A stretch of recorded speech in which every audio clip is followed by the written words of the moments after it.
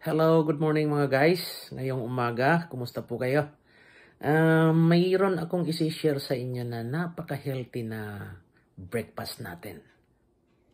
Ayan mga guys, ito mayroon tayong onion, sweet bell pepper, cucumber, tomato, celery, mayroon tayong almonds. Yan, galing dyan.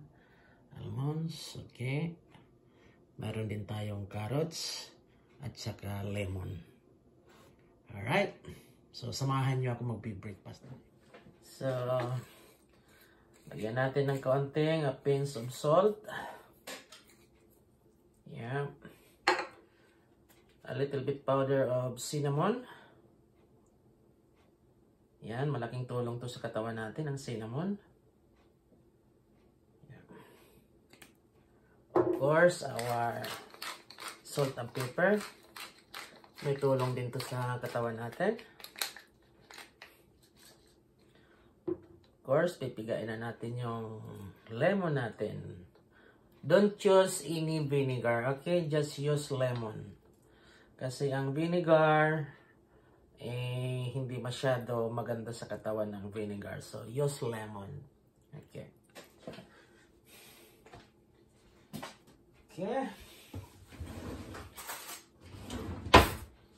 And of course, itong itlog, meron tayo rito. Yan. Imikos-mikos na natin, sabi nung isang vlogger, para masarap. Yan.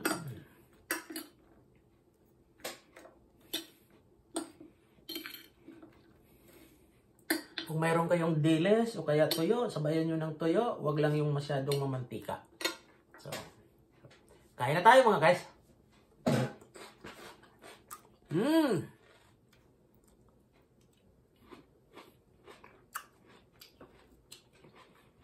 Suwabe ang lasa mga guys. Kaya kayo, lalo sa mga medyo nagkakaedad na kagaya ko, so wag na masyado tayo sa mga meat. Dito na tayo sa mga ganitong pagkain para matulungan natin yung katawan natin na medyo tumagal naman ng kaunti sa mundong ibabaw.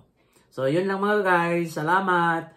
At saka kung nagustuhan nyo yung mga video ganito, please subscribe, like, and share man sa mga kaibigan nyo para may matutunan din sila. Bye for now!